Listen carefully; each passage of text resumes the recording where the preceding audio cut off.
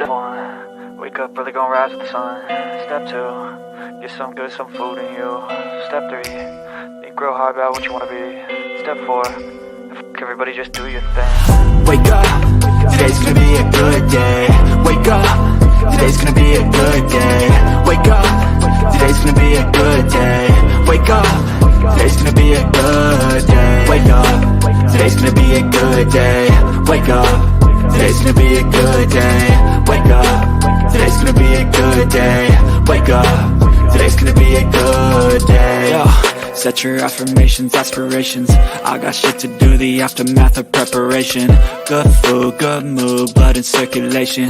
One step at a time, yeah, that's how you make it. Set a goal you control and the steps you take them. I try to pick one thought, have some concentration. And if I make a mistake, it's called education. I try to do this every day, call it replication. Wake up, today's gonna be a good day. Wake up, today's gonna be a good day. Wake up, today's gonna be a good day. Wake up, today's gonna be a good day. Wake up, today's gonna be a good day.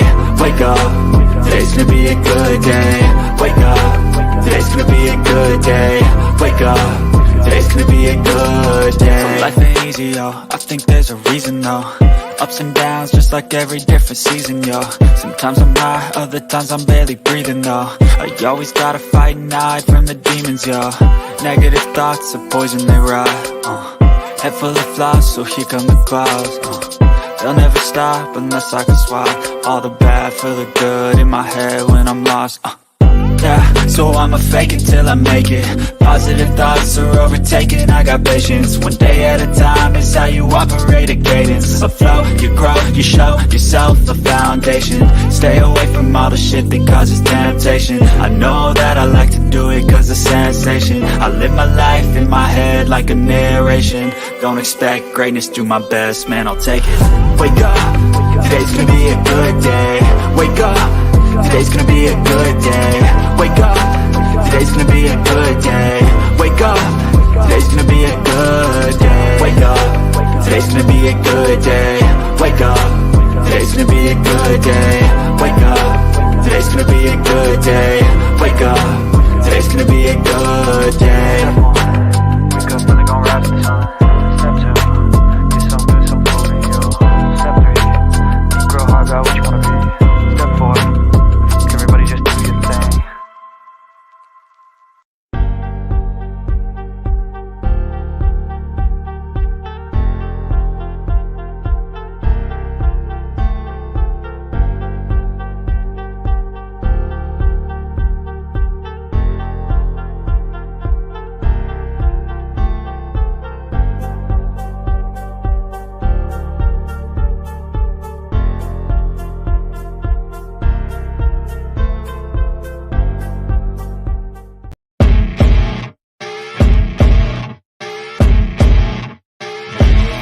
As you wake up in the morning, you want to find the latest, greatest information about criminal cases and have an intuitive conversation about the suspects associated with these cases. Head over to the Bullhorn Betty channel on YouTube.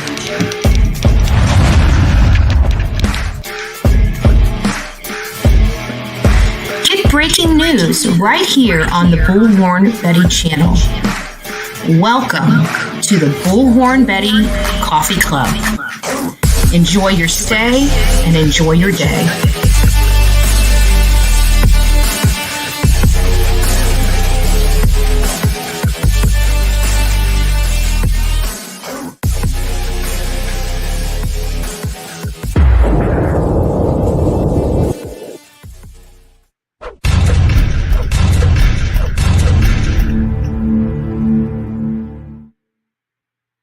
Hey guys, I bet you thought you were going to get away without seeing me today. It's a little crazy. Why am I coming on so late? Where was I this morning? I was up. It was crazy because last night was obviously Turtle Island. As many of you guys know, I like tuning into the game, even though we are early birds up in this house. But I stayed and watched. I actually fell asleep early last night And well, I guess it wouldn't really be too early because Olivia didn't leave here until like 9. So it was around 10 or something, but I woke back up and I was able to catch Turtle Island. And so I stayed up begrudgingly. I was half asleep, but I watched it and everybody did a great job. Everybody did a great job. I actually called in because White Rabbit, my sister from another mister, was taking on some major fire. And so I felt bad. I had to call in. And, I was pushing to save her. I hope you guys, if you guys watch it, I hope you guys go over there and watch it if you don't watch it. So anyways, good morning, Amanda, the first to say good morning to Bullhorn, Betty, and chat. Oh, also, so this morning I wake up and I'm prepared, but my schedule, people, I don't think people realize, how busy I truly am. So when things don't line up literally perfectly, that's kind of my schedule. If everything doesn't line up just perfectly on a very busy day like today, I kind of got to just plug things in where they can go in. So that's where today at noon came in. I had to reschedule. If you guys noticed, even tonight, I had to reschedule. I scheduled the update on Alec Murdaugh. I scheduled him for 6 o'clock tonight, but I can't go. I can't do it at 6 because I've got a thing that I'm going to. It's a political thing this evening. I forgot all about that. Thank goodness for calendars, right? So I had to adjust that for 3 o'clock. So we're only going to be talking about, and I got so much to go over. So anyways, we'll just do our best today and get through as much as we can. And hopefully it's informative and you guys have a little fun with all the ick. But anyways, good morning or good afternoon, Amanda. Good afternoon for Bullhorn Betty. I don't know, some of you guys that are further west, I guess it's still morning, but here it's afternoon. So good afternoon, Anissa. I hope she's feeling better. We're going to give Anissa a lot of flower power this afternoon with prayer hands. It's not my business to go telling everybody's business, but we love Anissa. We hope she feels better. So if you guys would like to give some prayer hands for Anissa, that would be lovely. Good morning, Karen G. Jen P. Good morning. Moon Shadow, nice to see you in here. Cassius Jen. Karen Davis, Crystal, Vicky Hess, Angel. Karen Davis, good afternoon, good morning, good evening. I don't know what it is for you guys. Mike, nice to see you. Belinda. Ruby Pearl Glamper, True Crime Podcast. Nice to see you. Nice to see you. Julia T, Nancy B, Crazy Nurse 2.0. Crazy Nurse, you're late. What's up with that? No, I'm just joking. Stephanie Michelle, nice to see you. What else do we have? Mystical Magnolias. Nice. First time here. Well, big shout out to you. I hope you like the channel. Texaholic, Tenzi, Cassius, Felon Koala Lover. That's cute. Mickey, Jonesboro, Tennessee. Nice to have you. Thank you for being here. What else are we missing? I think we got everybody. I did see some people talking into the chat about 2 other people missing. We've been really covering Kylie Rodney case. We know what's going on. Adventures with Purpose is supposed to be there by Friday. Maybe they're a little earlier. I don't know. But they're supposed to be there by Friday to the best of my knowledge. There's a lot of speculation surrounding this particular case. I had some stuff sent to me. I haven't had a chance to process it yet. I still have to speak to somebody about it. But I may end up presenting that this afternoon. I should have presented it today. I did have time to talk to this person and forgot. I've been doing all of this. So we will be covering that. That's going to be one of the first things that we will be covering. Well, we got a couple things right before it, but then we'll be going into the other two people, talking about them. I'm going to show you guys some maps about where they were in conjunction with the search and all this other stuff. So if you guys would like to stick around, please do so. Please do so. Tanina's, nice to see ya. Bojangles, you got a sweet voice. You got a sweet voice. I heard you. You called in. I was listening. Hey, it's me. Nice to see you. Victoria, nice to see you as well. Gigi for life. Well, I appreciate it, Bojangles. I appreciate it. So anyways, did you guys hear about that? I don't know. I really didn't hear a whole lot about it, but I did. I mean, I just heard a little snippet of it about there was a gathering of people.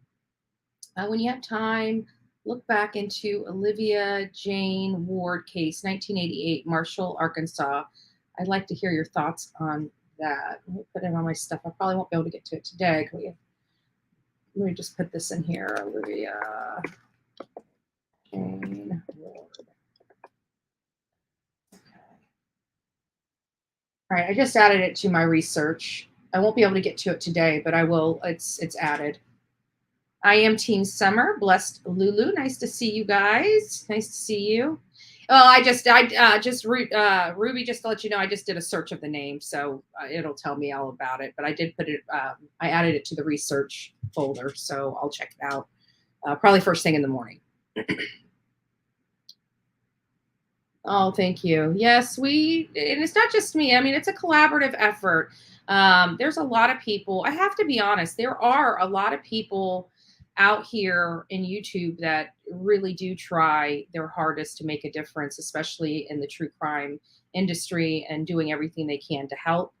And, it's never just me, and I'm never alone. I mean, we're raising funds right now for Idaho. I could not do any of this without every single one of you.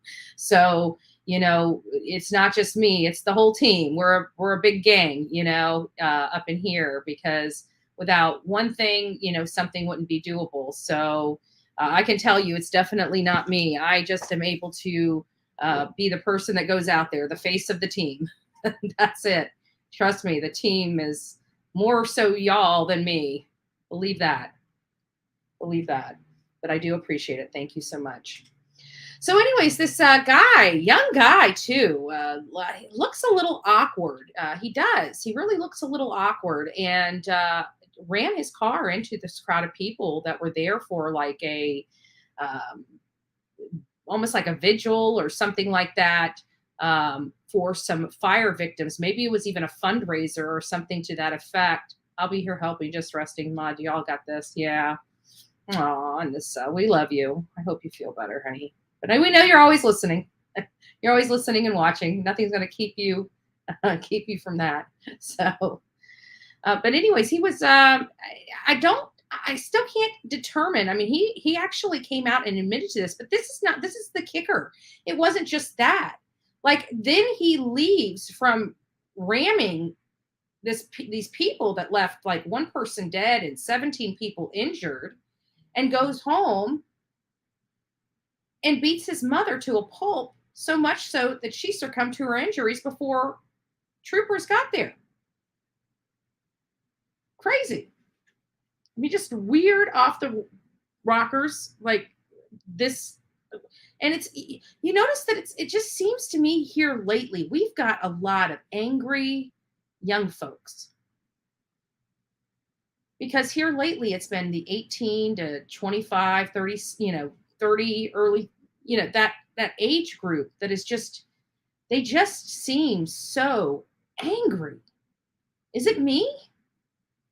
Like, they don't know how to properly vent. We all get angry. I mean, things don't go our way. I mean, it's part of life. It's a valid emotion. It's normal. It's natural. How we deal with it is, what really helps. Just these young people, I don't know what it is. People are just nuts. Yeah, but there's got to be a reason why we've got so much violence coming from a certain age group sector of our, communities. It just is something, it seems like there's something more. I have to be honest with you. It seems like our young folks are, our young adults are angry, like just not adjusting well for all intents and purposes. I mean, it could just be me. I'm unsure. But apparently he confesses to this deadly crash, and it was a benefit. It was a benefit for some burn victims. Now, this guy's only 24 years old and is now charged with 2 counts of criminal homicide in Pennsylvania. His mother, who was lives 2 miles away, was also a victim after he ran over those people. The suspect in Saturday's deadly vehicle collision with a crowd in Pennsylvania said it was intentional and detailed a subsequent fatal attack on his mother. So, I mean, this guy, it almost sounds like he planned this. What would make a 24-year-old, like when I was 24 years old, I'm trying to, find friends to hang out with, go to the beach, go to a bar, play pool, just chill, I'm not thinking of, plotting something like this. I don't understand it. He faces 2 open counts of criminal homicide, including the death of Rebecca Reese, 50, of Wilkes Barre, who was in the crowd, and Rhea's mother, identified as please forgive me, Luzerne, the Luzerne County coroner. I apologize if I said that wrong, as Rosa Reyes, 56. In a criminal complaint filed Saturday, Pennsylvania state investigators say Reyes confessed to both homicides, an estimated 2 miles apart, after he was informed his right not to cooperate. So they're saying that they did actually read him his Miranda rights, and he chose to cooperate. A trooper asked whether he was aware of what happened outside the bar in Berwick, where a vehicle struck 18 people early Saturday. He said, "Yeah, that was me." This is crazy. And then he left there. He left this, and again, this guy's an awkward dude. Just an awkward looking dude. I don't know. I don't know. You know what I'm saying? Like, maybe that had a part in it. Maybe he was bullied. I don't know. I don't know. Let's see. Too many triggered people. They live on feelings over fact. Yeah, that's a great point, Amy. That's a darn good point. And I find that to be true, that like even now, you're hearing all this stuff from, the Kylie Rodney case, a prime example. And, people, because of feelings, because they think so, are really, a lot. I think the way it is people have peddled out that we make wild accusations without any fact or foundation. And that's just not true in the least. I really try, and I know the rest of the people out there that are really working hard are trying to get the factual information to provide everybody factual information. Yet, do I formulate opinion on facts? Absolutely. Do I speculate on certain things? Absolutely. Do every one of you? Absolutely. I do not criticize that whatsoever. I think that's great. But even with Summer Wells, I think it was Mama Bear of 10, she was in here, and I'm like, let's hold up on the kids with the Kylie Rodney thing, because really we have no facts. It's really just feelings because somebody's, statements were off. And Again, we definitely know that there was alcohol and substances out there. We have to take that into consideration, highly take that into consideration. And that would explain a lot of the misstatements, that it could explain it. It's possible and probable. We talk about that all the time. And so it's kind of like, it's kind of like that. I don't know how to explain it other than that. But we don't, but with that, we really try very hard to nail down information, factual information. And there's just not a lot of fact in that case at all. There's just not. I don't know. I'm not sure if in this article they say why this gentleman decided to do that. I haven't read that far. All I know is this guy was pretty weird looking, and that's not fair, but you can kind of identify people, in some cases, get a vibe off them just by their looks, whether it's right, wrong, or indifferent. We do. I think everybody has, unfortunately, I don't think that's, I do believe it's a top behavior. I really do. I believe, we're taught to be cognizant of whether somebody's, has proper hygiene or not. And, I think with experience and stuff, you kind of jump to your own conclusions as to why. So, but people are definitely triggered anymore. But what makes them so triggered, I guess, is my real, real question. What makes these young folks so triggered and not be able to handle that? Why are they being taught somewhere that if you don't get your way, you force your way? It just seems like it's starting to be apparent to me that there is a defined age group that this stuff is happening in. And I'm just curious if anybody else is seeing that. And if so, if we have an idea as to why. I don't. Because I'm not that age. I guess maybe that in and of itself would be speculation. That in and of itself would be speculation. Right?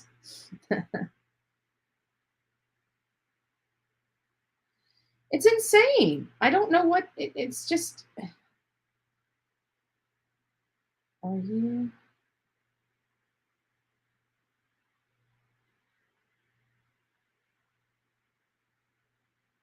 Yeah, maybe. It's possible. I have to say that things are definitely different. They were different for my parents when I was growing up. They're definitely different now that I'm grown. It's I don't know. Hey, Deb, nice to see you. Hi, Alicia, Barbie. You're not late. We're just getting started. We're only 22 minutes in. Yeah, it's becoming less and less the respect for, I was always taught at a young age, you treat especially older people, maybe people are a little more relaxed and they don't like to consider themselves older people and would rather be called, but, we were always taught to respect them, and we were taught not to sass talk, or back talk and stuff like that. Of course we did. We were kids. I think every child does that, but we were still taught that was wrong. And it's like some of the time, I've heard, I've been in a store. Sometimes you just don't interject yourself. Sometimes, depending on the situation, you may say something. But I've heard some young kids talking to their parents just absolutely despicable. I've seen young teenagers in a grocery store being rude to an elderly person just trying to get it out down an aisle. These are things that I just think are they're awful. Where did our patience and our ability to be humane to others has gone? It's like there's a whole gap of generational people that are I don't know. That's just, and I don't want to paint a broad brush. Just because people are between this age and this age, I'm not saying that every one of them are like that, but it just seems like there's an age group that's breeding more hate than any other age group. Well, I thought we were doing good, there for a while. Everybody always loved each other. The nerds were getting along with the jocks, Right? Well, it was like the Riverdale, like Riverdale. Everybody's getting along. What's going on here?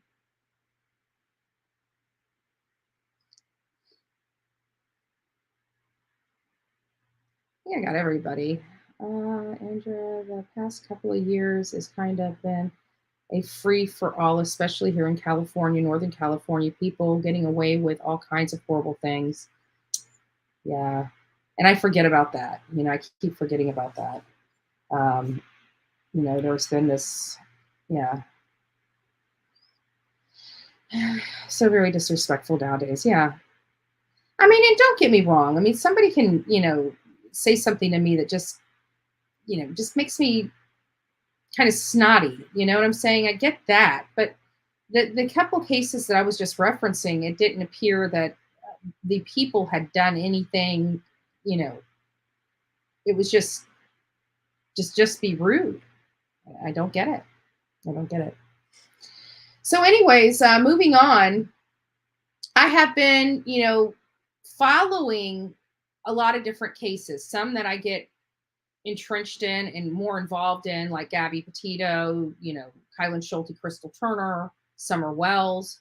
We're going to be going out to help with Michael Vaughn, which I'm really excited about. I'm really excited to learn more about his case, about the area, see how we can help in any way. I'm really looking forward to that. Still not the level that the other cases were provided, but it's still giving us a insight into at least the lay of the land as it exists.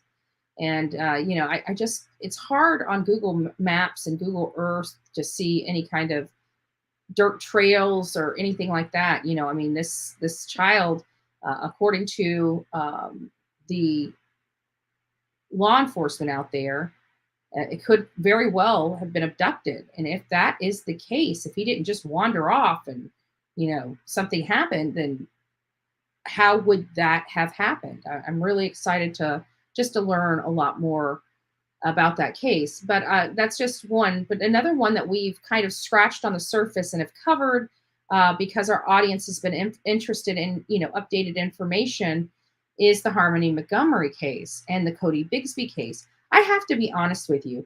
I am totally saddened about the lack of coverage on Cody Bigsby. Absolutely saddened. It really does break my heart because, just like I was telling the one person about this case that they were talking about, I added it to the morning research, but every morning I come in here and usually I get an update or some information or somebody saying this or somebody saying that. And I'm just saddened because I'm not getting that level from Cody Bigsby, a little boy that just vanished. His father is in jail right now on some, pretty hefty charges. He's been handed down by a grand jury indictment.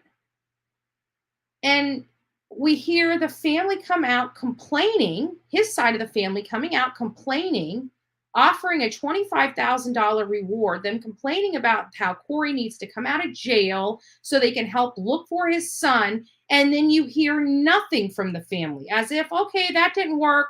I guess we don't need to go look. I mean, if they can come down for a press conference, badgering law enforcement and shaking their hand at anybody that thinks that the father could have anything to do with the disappearance of his child, and shame on them, and then just never does anything else related to Cody. They came here to rescue Corey, not Cody. And they still, in all appearances, doesn't appear like they've done jack crap for the missing boy. And it's really heartbreaking. But anyways, part of my daily research is going on Twitter, checking all this stuff out, seeing if anybody has any new perspectives, maybe some insight, maybe they talk to somebody, just getting some of the stuff moving. So I have conversation topics to discuss about these cases because you guys are interested in. Yeah, shame on that family. Absolutely. Absolutely. But doesn't it upset you? I mean, before we move on, doesn't that just upset you? They come out wagging their finger at everybody and how horrible Corey's being treated in jail and how, he should be out looking for his son and da da da da da. And it was just a distasteful plea to the public about Corey. It had nothing to do about Cody Bigsby. And I feel horrible about that little boy. And then you got lack of coverage from news organizations. This little boy has been missing for a while. Dolly's out there. He's been out there several times looking for this poor boy in and around his dad's house. There's been talks about this, Cody being gone much longer than what the father stated. And it's just breaking my heart. And we have no answers. And it seems like he's just, I don't know. I just feel bad. I think more creators should really be picking up the baton and talking about this, Cody Bigsby, a little boy that disappeared in the Virginia area, Hampton, Virginia area, if I'm not mistaken. And it's just sad. It's sad. So I hope you guys start passing it around. We'll probably do some more in-depth looking into this. Maybe I'll, I don't know what I'll do, but we definitely need to start shaking the tree a little bit on Cody Bigsby. So I'll be figuring it out. Guys, also, this brings me to the next thing. While we have people on here, I know this is not literally, the biggest crowd we have. We usually have the largest crowd in the morning, which I missed because, like I said, after Dolly got off, my day was already started. So I have a schedule to keep. So this is the only way I could plug in today. Were by these two videos. So I know that there's going to be people doing the replay, and that's great. If you guys are interested, we're going to start rolling out some teams. They don't have to be big. It can be 1-2 people, but we're going to have teams for design. We're going to have some teams for research. We're going to have some teams to, be looking for topics and, things of that nature. If you guys, have a good research background or have a good design background or, want something to do in spare time and love, contributing to this channel, maybe, you can't contribute to it financially. Maybe you could watch a lot of video. This would be a great opportunity for contribution using your skills. Maybe you have a passion for design, but you're an accountant during the day. Maybe you want to explore that a little more. Consider coming aboard and helping out in those areas. If you have other strengths that you think would be beneficial for this channel, let me know. You can reach out to me at bullhornbetty@gmail.com. Let me know what you're good at. Let me know how you'd like to help. And if we get a few people, we can spread it all around so people can enjoy it and I don't want it to feel like a job. I want it to be enjoyable for you to do this. So we definitely we want to make sure that hey, Mama Bear 10. Oh, me. Yes, get a hold of me. I'd love to, collab with the audience. I'd love to collab with other creators on different cases. So, just reach out to me, bullhornbetty@gmail.com. Make sure that if it's an important something that you need me to see, because you guys know how horrible I am at checking my messages. I do go in there, daily. But unless you have a catchy subject line, I gloss through it until later in the day. And I do review, I would say probably about 75% of everything that's sent to me. I'm trying to get that up a little higher, but that's where I'm at right now. So just a thought. Those of you guys know that I'm working very hard. We're collaborating with several other creators to head out to Idaho. I was just talking about how excited I am about that. I did run the numbers. I was off a little bit, but not too bad for going off my memory. So right now in PayPal, we've raised $214 in PayPal. Venmo, we've raised $160. And Cashapp, we've raised $50 for a total of $424 that we've raised so far for Idaho. We're still needing about $776 to be raised. We can't do that through super chats or super stickers because I don't get that money for 30 days. If you would like to help sponsor our Idaho trip, my Idaho trip, this is my portion. This does not have nothing to do with, Dolly, Eve, Olivia, anybody else that might be considering going out to the trip, whatever. That's just my portion.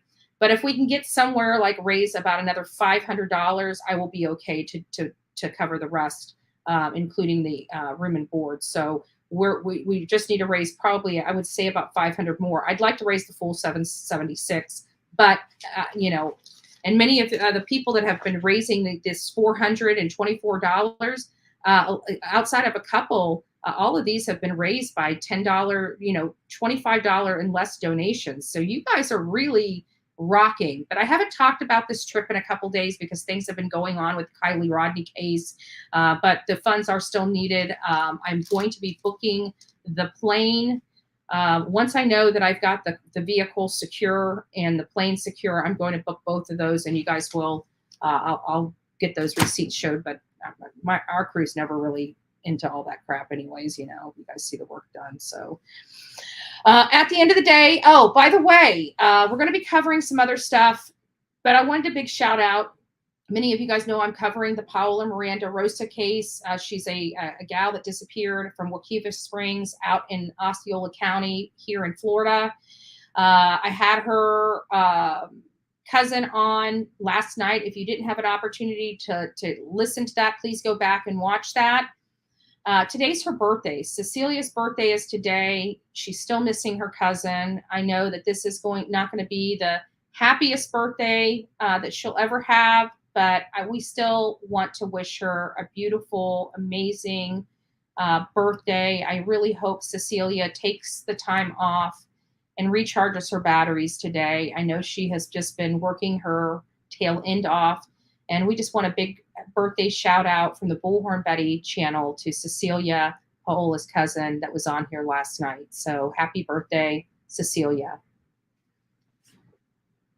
So Jennifer Coffendorfer, on part of my research in the morning, she's talking about the Harmony Montgomery case, and this was a few days ago. It was weird how she ended it, and I think this is becoming the sentiments of us all. And it basically says, hoping for true positive investigation insight, #Harmony Montgomery. Glad to see how proactive LE has been, keeping legal pressure on Adam Montgomery and Kayla Montgomery, similar to the pressure on Cody Bigsby case. Unfortunately, balls continue to be dropped on the Summer Wells case. And I think that is the sentiments, at least that many of us have about the Summer Wells. Oh, Peaches and Crime. Nice to see you here, love. But what we've all kind of been feeling about the Summer Wells case, guys. I mean, think about it. We've been talking about how we don't understand why these things are going on. We have an FBI agent, a former FBI agent, coming out and saying publicly, that balls continue to be dropped in the Summer Wells case. That's sad. So I actually did. I have not received a response to the best of my knowledge, but I have actually reached out to Coffendorfer. Let me pull this off. I don't do everybody see all that. Coffendorfer, and she actually responded to me. So I said, hi, Jennifer. My name is Andrew Griffin. I have a small YouTube channel. I've been following the case of Summer Wells for some time. I've made several trips out there and assisted in a candlelight vigil for her. Do you have any insight on why you believe Don and Candace haven't been charged with child welfare crimes against their kids, such as negligence, abuse, etc.? Thank you in advance for your time and your response. Respectfully, Andrew Griffin. She actually wrote me back and said, I have pondered this extensively, and I have come to the conclusion that the investigators and the prosecutors are not aggressive, and LE's mishandled the investigation from the onset. This case is a travesty and one I hold close. That was from Jennifer Coffendorfer herself. Again, Jennifer, appreciate you taking the time to respond to me. That was kind of cool. So she did, respond to that. And I have to say that I think she's spot on in her response. Let's listen to her response again. It says, I've pondered this extensively and have come to the conclusion that the investigators and prosecutors are not aggressive, and LE mishandled the investigation from the onset. This case is a travesty and one I hold close. I think many of our audience hold close this very thing. So kind of neat. Who would know? So this is kind of coming into, now we're getting to the point where we are talking about Kylie Rodney. Just a little update, because an update came in. This was not going to be the topic of this particular live today, but it is important that we talk about it, right? It is important that we talk about it. And this is about the other two individuals that have disappeared in and around the same area and the same time frame that Kylie Rodney disappeared. I'm reading this, and yes, it's coincidental. And I don't like using that term, coincidental, but it doesn't appear that these folks went to the party or would have been out in the specific area that these children were at. And therefore, I'm not really sure that they are connected in the least little bit. And I've got this all pulled up on the maps. So let's go ahead and dive in. I know it was super important to at least a few of you. I saw the conversation going on before the start of the show. So definitely wanted to give you guys an update on this information, because I'm pretty sure you guys are curious and concerned. And we brought it up here on this show yesterday that I want to know, are there any other people missing, from that party? And then to turn around and start hearing that, yes, there's two people missing in and around the area, my antennas pop up and I'm like, what? Maybe they all left together. And so I'm still trying to process whether this is associated. Is it coincidental? Is that just an area that people disappear? I mean, where are you going? I don't know. Is it like Area 51? You walk into it, you're gone? I don't know. I really don't. But here we got Truckee, California. A California woman and her ex-boyfriend failed to return from a road trip to Reno, Nevada, about 35 miles away from the massive search effort for the missing girl who vanished a day earlier. Jeanette J.J. Pantoja? I can't pronounce that late. I'm just going to go with the first names. It keeps everybody happy, right? So Jeanette, and she goes by JJ. And Juan Zavala were supposed to return home from hot August night's car show, August 7th. They broke up years ago, but remained friendly. And according to her sister, Alexandra, who said it was not usual for them to go, or was not unusual for them to go out to dinner, events, and things of that nature. Although the lady, JJ, actually is in a new relationship with another man. So I don't know how that plays, or if the other man is, okay with this. Some people are ultra jealous.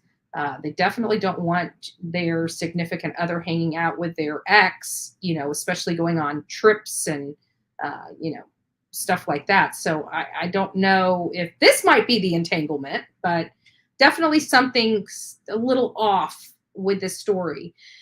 So Jeanette actually texted, which she goes by JJ, if you recall. Jeanette texted her current boyfriend and said that she'd be home in 30 minutes around 11 p.m. on August 6th, according to her sister.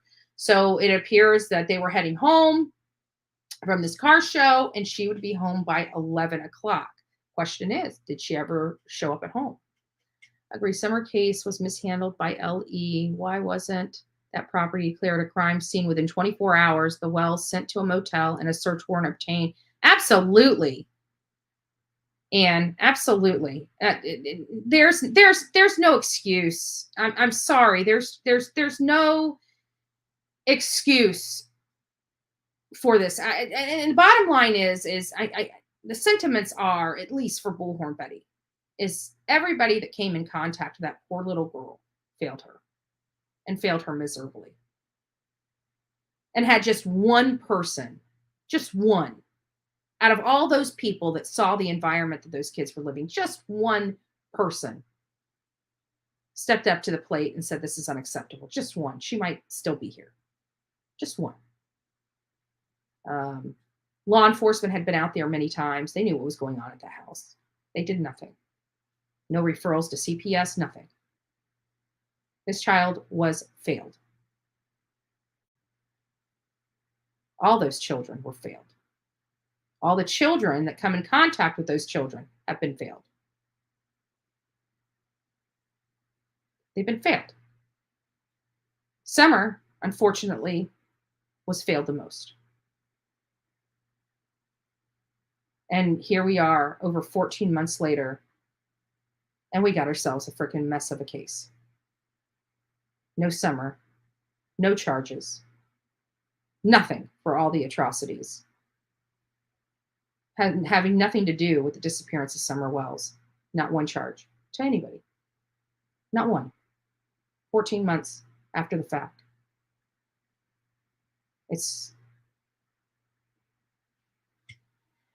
There's no words to describe the frustration I feel over that. None. Don will be out soon too. Exactly. Hey, Sonia. Nice to see you.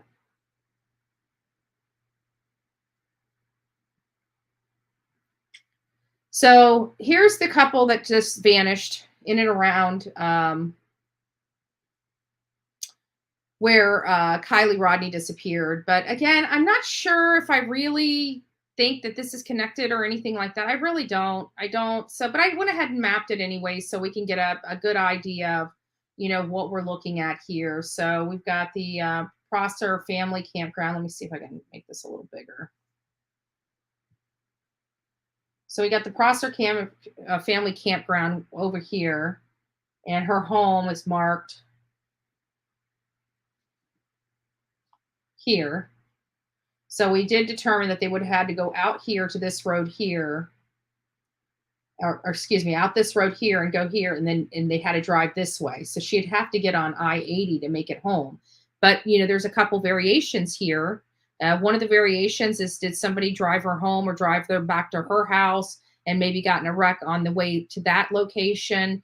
You know, was there an after party? I believe Dolly Vision this morning was talking about the potential. You know, they were talking about a caravan leaving around 12:30. Was it possible that she left and went to an after party and something happened at the after party? Is it possible that she herself tried to make it home alone and something terrible happened to her and they're going to find her, you know, injured, nothing nefarious? A lot of speculation related to this, but I don't know what that is. I don't know what the perspective is here. Let's see. Where is this one? Why is it not showing it? I don't know why it's not showing it. Hold on a second. I don't know what the heck's going on here.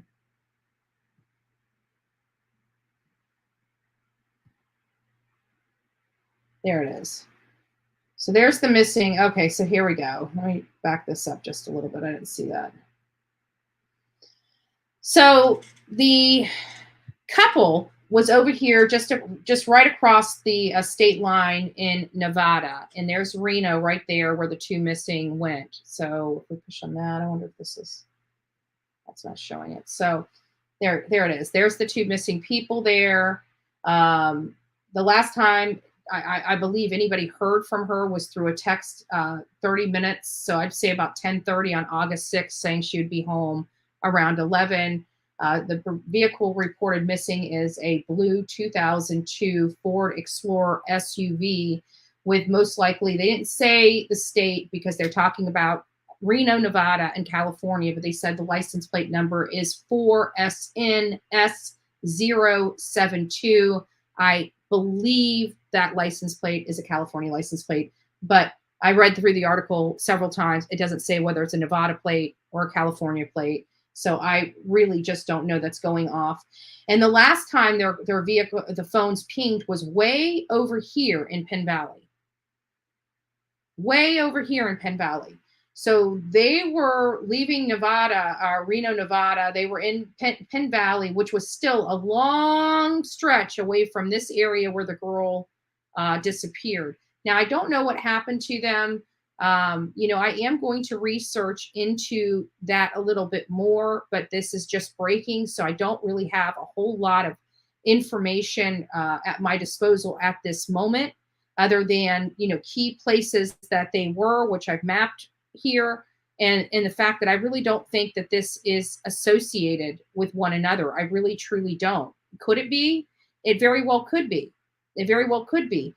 But since these people were going to a car show, they weren't going to a party, they were really not in the vicinity. Yeah, they went missing 35 miles away from the intensive ground search at the Prosser family campground. But in the grand scheme of things, it doesn't appear that they would have come in contact with one another in any respect.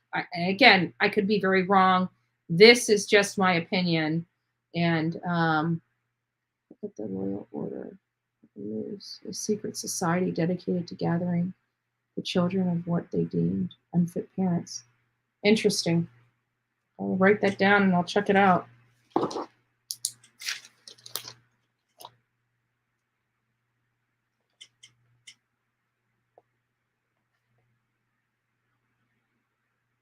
Royal Order of the Moose. But even if that was and broadcasting, citizen broadcasting, even if that were, accurate, why would they only take the girl and not the boys as well? Because they were living in that same environment as Summer was. And there was one of their sons that was only just a couple years older than she was. Linda R. says, I live in Tennessee. I'm ashamed of the unprofessional way the Hawkins County law enforcement and the TBI has conducted this investigation. Shameful. Yeah, I don't know what's going on with them. I don't know. I really just don't know. I have never in my life seen anything like this. I really haven't. You've got kids that were in an unfit environment, and one of the children are missing, based upon statistics, is most likely not with us. I don't even think they've turned this from a criminal investigation into a homicide investigation like they did with Harmony Montgomery. I don't know. Something isn't right with Summer Wells. Something's definitely not right. So anyways, the last ping, and that's just why I'm showing Penn Valley, because the last ping from the phones were in Penn Valley, which was a pretty large way from Reno, Nevada. So again, there's a lot more questions with these two people disappearing than answers at the moment. They were in the vicinity, but I don't think that they were directly connected. So that's really all I was going to show you related to that. And we're going to go over some, I don't think I'm going to go over all the stuff that I was going to talk about today, because we're already getting to the top of the hour. I do want to go over the children, the main topic of our conversation here, which is about, where are the kids? What's happening to them? Where are they going? What do we need to know? Because it seems to me that this is happening more and more, and we're just becoming more and more aware of it. Maybe that's it. But I'm telling you, looking into all this stuff and doing the research, I'm astonished. Like I'm surprised I wasn't, that I still know who my real mom and dad are. At this point, it's just insane. I don't know if you've seen my last message, but Kylie's mom went to a car show. Kylie was supposed to go, but changed her mind. I wonder if that was the same car show. Interesting. Do we have a link to that interview or where Kylie's mom said that? I'm interested in reading that.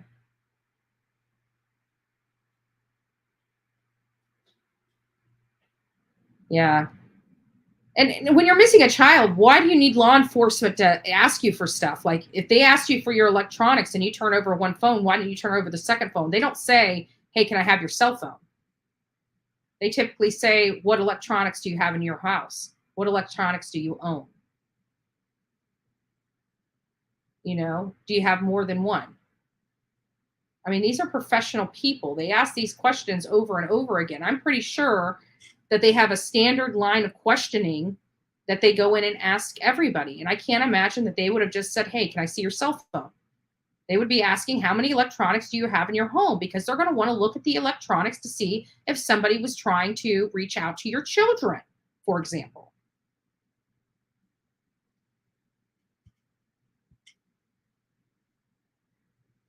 Seen it on ICML channel. Okay, thank you. Well, at least that gives me a starting point if you can't find it. I'll go check it out. I'll go check it out. So anyways, it prompted me to look into, you know, what's going on with our children. You know, what truly is happening here in this country. You know, I've talked to people. We see people in these chat rooms all the time from different parts of the world. And we wonder, at least for me, we wonder why in the world they would come here to watch something over here in the United States as opposed to something in their own country, because a lot of countries are not having this major problem we're having here, despite what we want to believe that's the truth. I've heard it from several people say this kind of stuff doesn't happen where we're at, right? This kind of stuff doesn't happen where we're at. So it brought me to, you know, obviously, where do you get the most resource to find out what's going on? You know, B. Betty Fan is saying we need 40 more likes. We got 140 in the chat right now. So I am certain that there's at least 40 people that have not liked this video yet. So please go out and like it.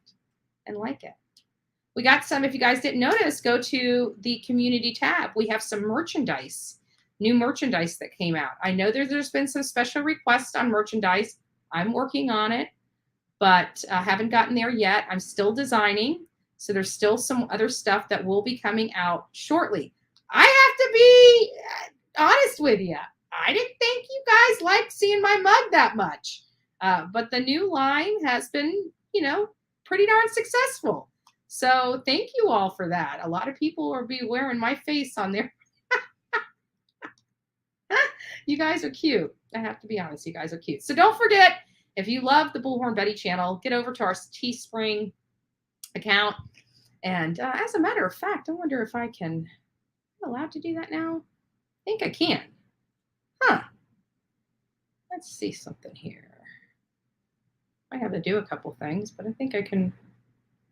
Anyways, I'll have to check that out. I think I can throw my merchandise up on my account now. I don't know. I don't know how all that works, but we'll figure it out. But again, thanks, Pojingles. Oh, you're so sweet. You're so sweet. But if you'd like to help this channel, that's a great way to help, you know, fund some stuff. We still need certain things here. So like I still have, and as money comes in, I will be purchasing it off the wish list. You guys can help out with the wish list as well. But I'm getting some green screens. I'm going to turn this into a studio as opposed to an office. Right now it's an office, and it really needs to be a studio because even though I'm doing a lot of research, I'm doing more broadcasting than researching in some cases, because I do a lot of stuff from Facebook to things that you guys don't always see. So broadcasting's definitely, I need to turn it into a studio. So I'll be working on that. So anyways, I get to doing the research, and it starts out with just a Google search, you know, like where are children going? You know, what are the statistics on missing children? And everything really does come back to the National Center of Missing and Exploited Children. They have really done a great job in monitoring this stuff. as well as, having laws enacted. So there was some stuff I didn't know except from reading today and doing some research today. And one of those things is they went and had a bill passed so that when law enforcement has a missing or endangered child, they are also required. I didn't know this. This is not voluntary. They're required to report that to the National Center for Missing and Exploited Children. So that was pretty interesting information that I was not aware of until today about the National Center of Missing and Exploited Children. So I thought, well, if I don't really know a lot about this stuff, maybe my audience doesn't either. What does, we use the National Center for Missing and Exploited Children as an avenue to find, information on Amber Alerts and things like that. But did you guys know that the National Center for Missing and Exploited Children does so much more than that? Yeah. And it sounds, they've got some pretty, I didn't realize this, but they are a resource for law enforcement. We knew that they come out there and they help in searches and stuff like that. But I'm telling you guys, this organization really has their stuff together.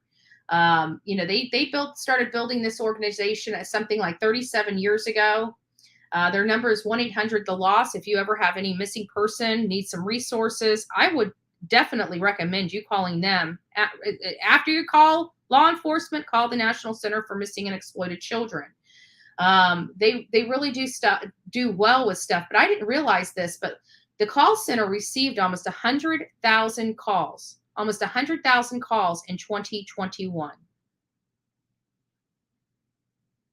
They have a decent recovery rate as well. And they are breaking this down because, and I think that this is important to many people and why it's so hard with the teenagers, when they go missing, how it's so hard to help because the majority of the teenagers really are endangered runaways. And we're going to understand what endangered runaway truly means. It doesn't necessarily mean that they have endangered themselves or in danger right then. It could pose an endangered. They could put themselves in a bad situation that does endanger them.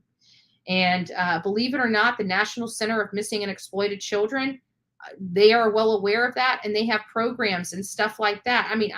Like I said, I was just doing some research for this topic today. And I was very impressed with what all the National Center for Missing and Exploited Children does for our children. And they keep very good records of this stuff as well. And they track this stuff. So if you guys ever are feeling, at the end of the year around Christmas time, when you feel like you want to do some good and give a donation, a Christmas donation, I definitely recommend that you guys consider giving your Christmas donation to the National Center for Missing and Exploited Children. Children who run away make up the majority of the missing children cases reported to us. The children are highly vulnerable and face many risks, including homelessness, gang involvement, SSA, ST, and then they break it all down for the risks of child ST. And it's pretty alarming for certain age groups. And, this is scary. This is scary, but we can see the progression. These are young children, and there is still a market for that.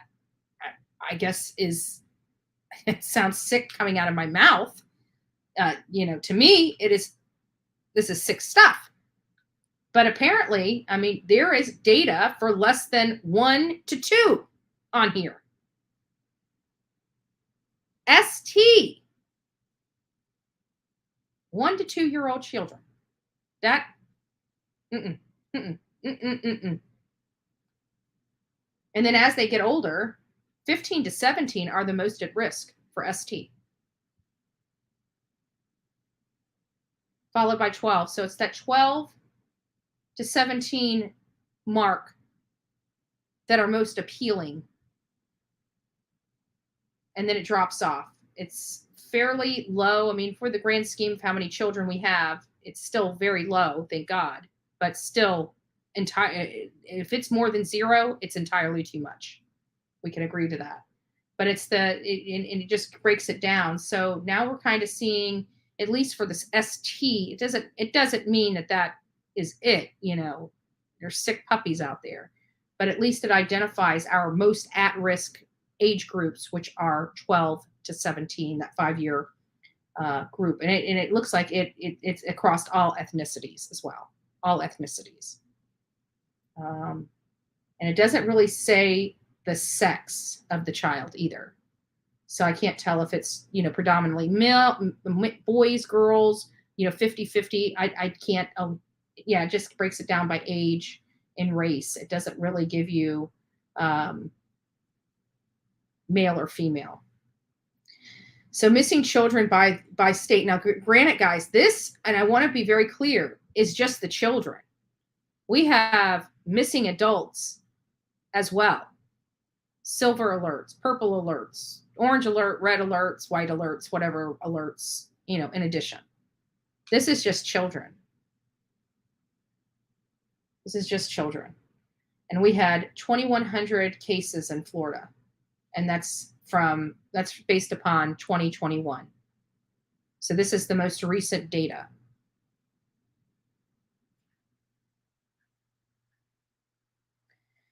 The National Center of Missing and Exploited Children assisted in 21,000 cases. Over 1,111 cases of children have been successfully recovered as a direct result of the Amber Alert program. They also have a great program. This is another tidbit of information I had no idea the National Center of Missing and Exploited Children helped with, and that is age progression. They actually have hired artists, forensic artists, that help them with their long-term missing people to help with age progression. And this age progression artistry, believe it or not, law enforcement has utilized. Reaches out to them and says, hey, we have this case from so-and-so. We need some help. Helping put faces with names. In 2021, artists created 32 facial reconstructions and more than 600 to date. They have helped assist in over 200 unidentified children, deceased children, helping give them their voice and hopefully justice. They do genealogy testing to help solve cases. They have the Team Adam, which is, many of us hear about Adam Walsh. This team has been deployed in over 1,200 cases. So there are a lot of children that have been abducted, by somebody they know or by somebody they don't know. They have been endangered runaways. They have been, other missing, foul means and things like that.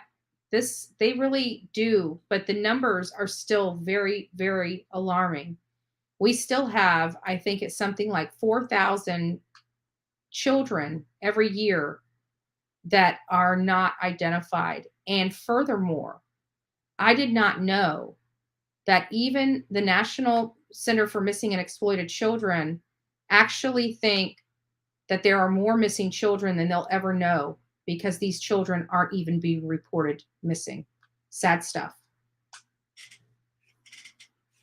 All right, guys. So that was the update on where are our children. I don't know where they are. There's something going on in this country, and I think that is the point of this entire podcast, right? Is that there's something seriously going on, and we need to be hyper vigilant. And if you see something, if you feel a vibe, I'd rather have an ounce of prevention than a pound of cure, and call it in. Let them know what you're feeling. We also need to be advocating and supporting in every state, better financial budgets for these organizations so they can hire better qualified caseworkers, hire more support staff so they can give better quality to these cases, better, just do better.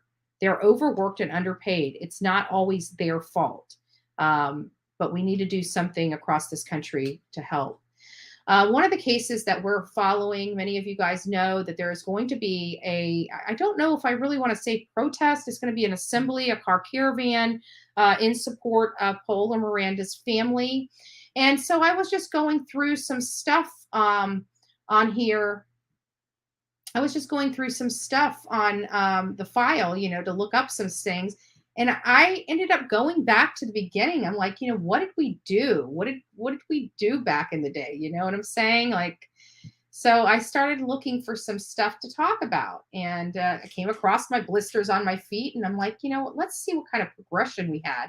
And I actually found the video of us talking about this case going out, and I wanted to share that with you because so much has changed since then. So if you guys got a few moments, please stick with me. We're going to go through this, and then I'm going to update you. And if you'd like to help with the car caravan tomorrow in Osceola in Orange County, please do so. I'll have some more information for you in just a moment.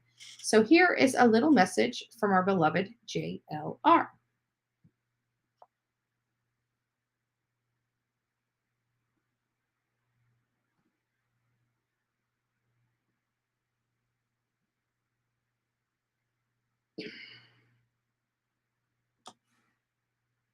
Give it just a second. Oh, please tell me you're not going to do this on. They did this yesterday. Let's see if we can get it to. I think it's frozen. Dad, burn it. That's the bad part about this. Give me just a second. So 4418. I'm going to have to pull up my Finder. Oh, it's because it's not recognizing my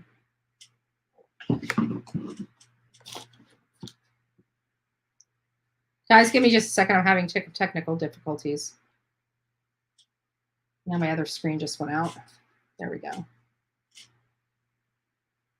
In just a second.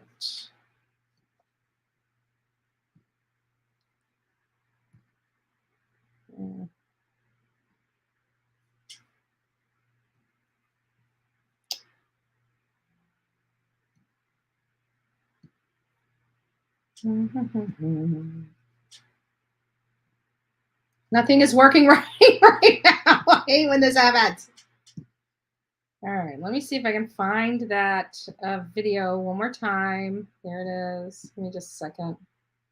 I wanted you to see it because it was a good video. We are talking about, and this is literally the very first time we go to head out there.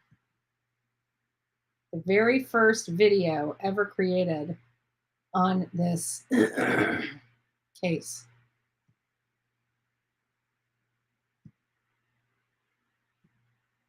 All right, let's see if we can do it again.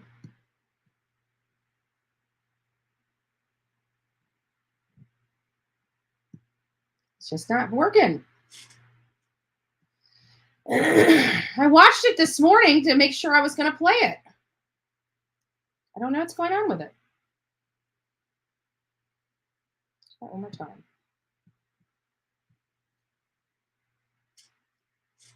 All right, I think it'll play this time. Let's see. Yeah, so Jonathan, what are we doing? This is 31-year-old Paola Miranda. She was last seen December 18th in the Wakiwa Springs State Park outside Orlando. She's missing. She was seen by some hikers wading through the Wakiwa River. This is an alligator-infested waterway. Really remote out there in the park. Last seen wading through the water there. She hasn't been seen since December 18th.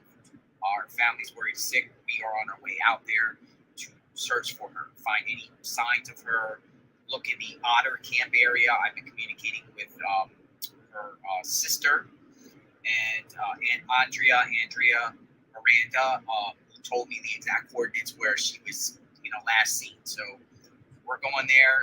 It's about 2 hours out from the area of Tampa. We're on our way outside. We're going outside Orlando to this park. We're gonna look. We're gonna look in the area. We got some boots on us. We have a machete to, cut down any of the vines or any of the trees that are in the way, bushes and whatnot. She could be out there, and the family's also searching the same area that we're going to in a few days from now. A big search. We just felt like we had the time and opportunity to do that today. So we're going to go to the area and spend the afternoon looking for her. Where is Paola? Where is she? There's also a hashtag here, help us find Paola Miranda. So put the hashtag out there. Remember her face. Her car was found in the parking lot there by authorities. So she was there. It was verified that she was there based off hikers seeing a video, filming her going through the water. So did she leave the park? Did she wander off? Did an alligator get her? Something happened. Trying to find answers. So that was JLR. I got these up here. Oh yeah, my poor little feet. My feet. Those blisters, man. Those things were quarter-size blisters on my feet from that search. So here is some of the information that we had literally after our first search. I guess all of these are bad, so I don't know. I must have hit my thing off, so none of these are going to work. So we'll just come back to it at another time. No big deal. I'm not going to worry with it right at the moment. We've got another live coming up at 3 o'clock, so I'm going to go ahead and start getting prepared for that. It's going to be related to updates on the Alec Murdaugh saga. If you guys have not heard about that case, please come back, learn, listen, and have a little bit of fun with it. And, if you guys have some suggestions, some perspectives, some insight, please don't hesitate to call in or come on panel. We love to have open panels. We love to hear other people's perspective. This is much your channel as it is mine. So use it. Anyways, guys, have a great day. You got to see me. I'm up, I'm bright, I'm early. And I'm late, but I was early. It's just that the day kind of got away from me. So, Amanda, yes, I did pull that up. Thank you. Give me just a second.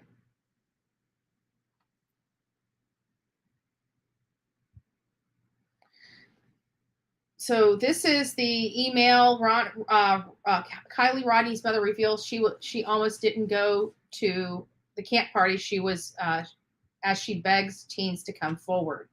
So it says in here, apparently she must have been revealed that her daughter almost didn't go to the campground the night she disappeared, as she was in a gut-wrenching plea to a local teenagers for help to piece together what happened.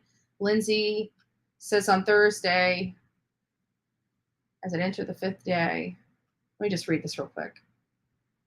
She had planned to go to a car show in Reno with her mother on Friday, but texted during the day and says she was going to the party at Prosper Family Campground instead. So it does sound like outside of the connection of these two people that left or that are missing, it sounds like they all at one point may have crossed paths if Kylie had gone to that car show. But the car show was in Reno, Nevada. That is where these two other individuals disappeared coming from, was the car show in Reno, Nevada. So now I don't have conclusive information that there wasn't two car shows going on in Reno and Nevada, but on the surface, it does appear that there is this connection with this car show and the other two disappearances. But again, Kylie did not go to that car show, so it still doesn't look like it may have been related. Either way, we will take a deeper dive into this. Now, to remember, tomorrow, guys, we're not going to go live in the morning like we would normally do. I, as well as Chronicles of Olivia and Caribbean Kool-Aid, will be in Osceola County in this car caravan going to the state attorney's office, which brings me to the next thing, the final thing. If you guys are interested, if anybody is in the area and you are interested in going to this car caravan, here is the information that you need to know. Their meeting point is at Centrillo Restaurant at 2500 South Somoran Boulevard in Orlando. That's at 2500 South Somoran, Semoran, N as in Nancy, Somoran Boulevard in Orlando. We're meeting there at 9:30 a.m. and they're going to start the caravan. They're going to have signs and everything. They want, noisemakers, horns, bull horns, anything that makes noise, that our presence are there.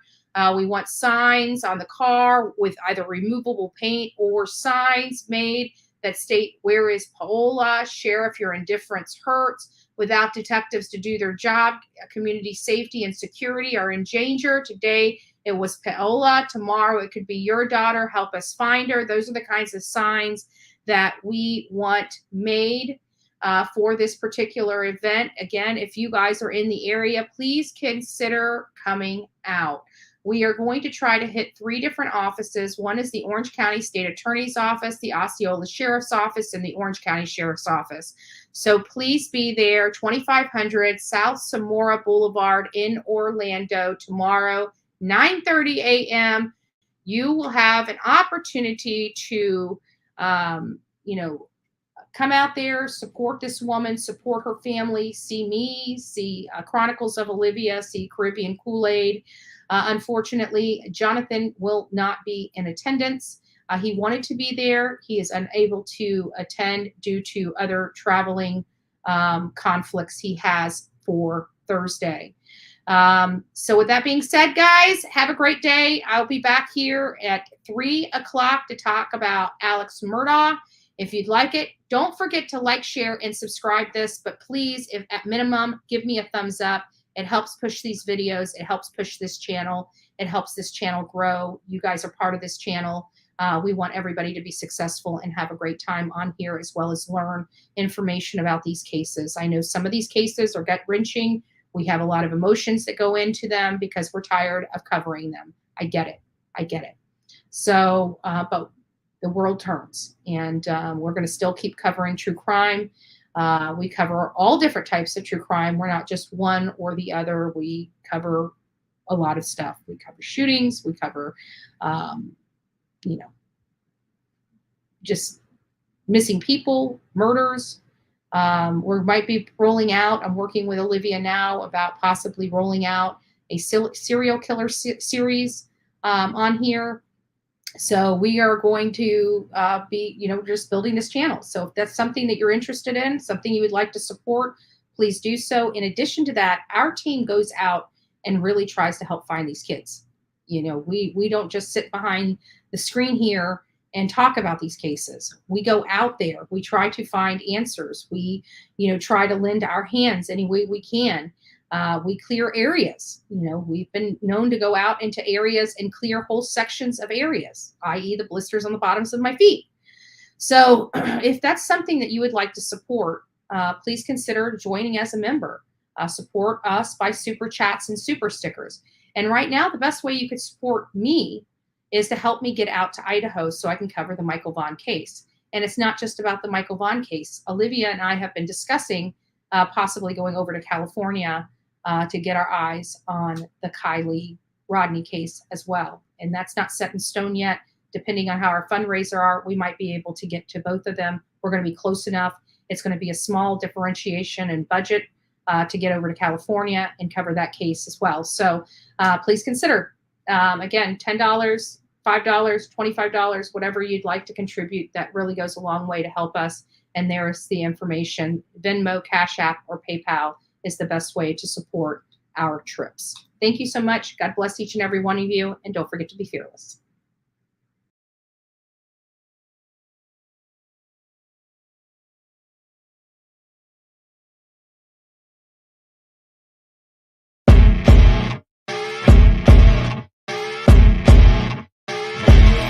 As you wake up in the morning, you want to find the latest, greatest information about criminal cases and have an intuitive conversation about the suspects associated with these cases. Head over to the Bullhorn Betty channel on YouTube.